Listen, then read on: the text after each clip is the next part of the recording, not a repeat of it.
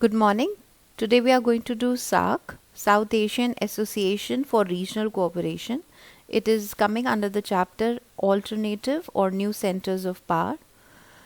Of recently we heard about SAARC, where we heard the news that Prime Minister Modi proposed emergency COVID-19 funds for the SAARC nations. He also did a video conferencing with the SAARC leaders, and he said that India pledges $10 million towards COVID-19 emergency fund, and it was putting together the rapid response team of doctors and specialists for the South Asian Association of Regional Cooperation. So this is what we are doing today, that what is this SAARC, how is it important, how did it come in the world history, and the role played by India in SAARC.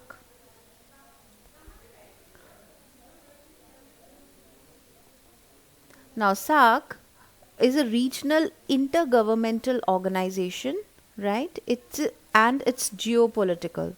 Now, when we say geopolitical union of states in South Asia, that means members of the state are members of this regional organization are generally from South Asia.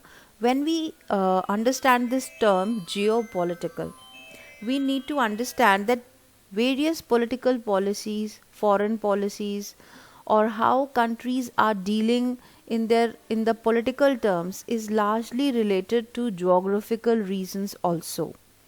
This is the geopolitical concept. Like how India is dealing with Nepal, we cannot forget that we share Himalayas together, right? Now when we deal with Bangladesh, we also share river water Brahmaputra with them.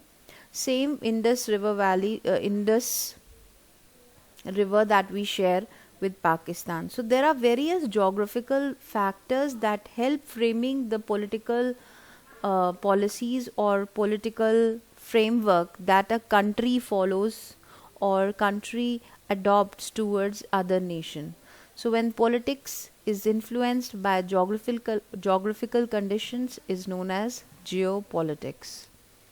If we look at SAARC, it comprises of 3% of the world area, 21% of world population, and 3.67 trillion of global economy.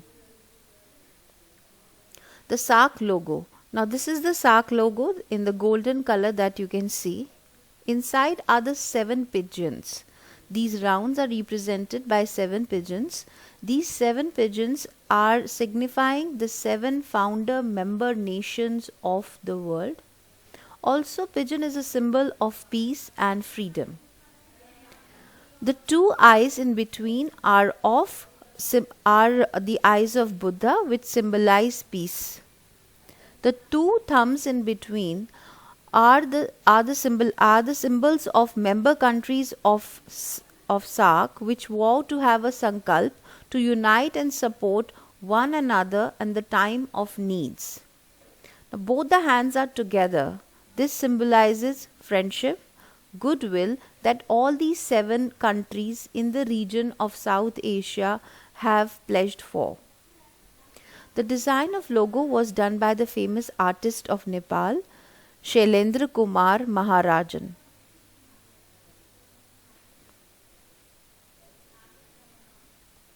If we look back at history or how SAARC has evolved, what was the need to form SAARC? When there is United Nations, when there is ASEAN, when there is NAM, why the Southeast Asian nation needed NAM, and how did it SAARC, and how did it all come into the world history? Now, this idea of regional cooperation in South Asia was first discussed in Asian Relation Conference in April 1947. The second time it was in Baguio Conference in Philippines in May 1950. The third was the Colombo Powers Conference in April 1954. The first concrete proposal was established for regional cooperation in South Asia by the President of Bangladesh, Ziaur-ul-Rahman, on May 2, 1980. and SAARC was established in 1985. It has 7 founding members, that is Sri Lanka, Bhutan, India, Maldives, Nepal, Pakistan and Bangladesh. We'll be doing the map work. I expect students to know the location of the countries. Afghanistan is the recent joining. That is why there are total 8 members and initially there were 7 members. So here you can see Bangladesh, Bhutan, India, Maldives, Nepal, Pakistan and Sri Lanka. There are various observer nations. We have discussed observer nations in the class. Aditya had given you we had a discussion about observer nation. These nations are sitting discussing the issues, but when it comes to vote, they don't have this voting power. The states who are observer nations in the SAARC are Australia, China, European Union, Iran, Japan, Mauritius, Myanmar, South Korea and US. Now comes this, why this SAARC has to be formed. What are its basic objectives? The basic objectives are to promote welfare of people, to bring in economic growth, eradication of poverty, generate employment. These are all economic growth, increase the GDP, social progress and cultural development, to promote and strengthen collective self-reliance among the countries of South Asia. That means providing of raw materials, selling of finished goods, to promote active collaboration and mutual assistance. They are going to assist, like India is trying to assist in the COVID-19 crisis, which is a pandemic, to contribute to mutual trust and understanding and appreciation of each of another's problem, to cooperate with international and regional organizations with similar aims and purposes. So it doesn't say that SAARC nations are closed and they are going to be dealing with themselves, but it is an open organization and they say that we are open to deal with other regional organizations as well. The question is how it is a very economic organization. How it has so much of economic turn is because of forming of SAFTA, that is South Asia Free Trade Area. Our NCERT covers this in page number 67 in the next chapter, which says contemporary South Asia. So the South Asia Free Trade Area, that is SAFTA, came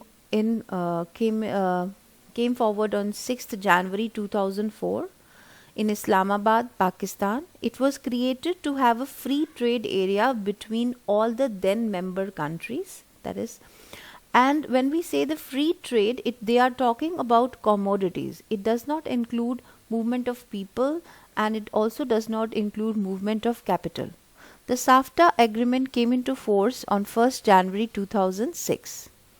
It encourages and elevates common contact among the countries, such as medium and long-term contracts between the countries in terms of trading of goods. It involves agreements on tariff concession, that is, you need to lessen the restrictions on trade barriers, the excise duties, the import duties should be lessened. Now SAFTA, when we look into SAFTA, what India's prospectus of SAFTA is that it wants to create a new chapter in terms of peace and cooperation with this help of SAFTA. And the basic spirit behind formation of SAFTA is peace, cooperation, trade among these South Asian nations. Whereas few of our neighbors fear that through SAFTA, India is actually trying to invade their market and influence their societies and politics through commercial ventures and commercial presence in their countries. So some of the neighboring countries of India feel that through SAFTA, India is trying to dominate this region, is trying to implement its own, is trying to influence their societies, influence their politics, influence their market, which is actually not what India wanting to do. So that is why this also is accounted in one of the failures of SAARC, that why SAARC could not become such a powerful regional organization like European Union. Whereas India thinks that the real economic benefit for all these South Asian nations will come with the help of SAFTA. Some Indians in our own country think that SAFTA is not the worth and trouble, since India is already having bilateral. When we say bilateral, that means two countries trading together with Bhutan, Nepal, and Sri Lanka. So India should stop worrying about SAFTA. How is it working? Is it working in everybody's favor? So India should not worry about SAFTA all that much. See, all these neighboring countries of India think that we are trying to influence ourselves as a regional power, which is not true. Like Maldives, all these countries which are India's neighbors, Bhutan, Maldives, Nepal, Pakistan, and Sri Lanka, they all feel that India is trying to dominate the South Asia region. Now, next we are doing is we are comparing SAARC with European Union. This is also the part of the syllabus. In 1919, European Union and SAARC had agreed to cooperation to improve market access for SAARC products in European Union. So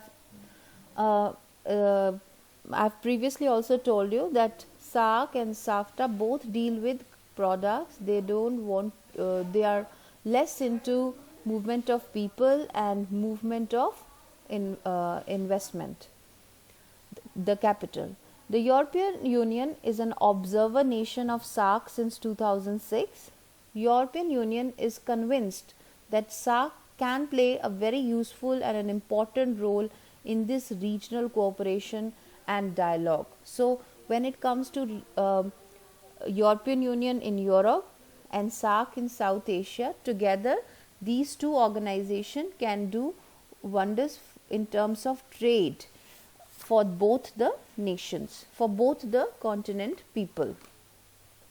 The question that comes in the exam is also differentiate between SAARC and European Union. When we look at SAARC, it was founded in 1985. There are 8 members in it, and all the 8 members are from South Asian states. Contrary, European Union was formed in 1992. It has all European countries there of the Europe continent, and 27 members are there. You can up till January 30th it was 28 members, but after the Britain exit the European Union, they say it is 27 members. SAARC is a regional initiative by the South Asian states to evolve cooperation through multilateral means, whereas the foundation of European Union was laid for a common foreign and security policy, cooperation on justice and home affairs, and also they have a single currency, that is euro, which is not in SAARC. In SAARC, there aren't any members who hold a permanent seat in Security Council, but if you look at European Union, initially there were 2 members, Great Britain and France, who were having permanent seat in Security Council, but after Britain exit, only France is there as in the European Union, which is having the permanent seat in the Security Council. SAARC is having 3.67 trillion GDP in economy of the world, whereas European Union is the second biggest economy of the world with $17 trillion, which is also the second next to USA. You can include other points like it is European Union is the second largest armed force in the world, whereas in the SAARC is not. Great Britain also European Union has got 550 nuclear warheads which are not present in SAARC. And if you look at the member states, these member states are those members who are generally the developed countries, whereas in SAARC we have countries who are underdeveloped and developing. So you can use these as a difference when they ask you to differentiate between Saarc and European Union. These are the questions that have already come in the board exam.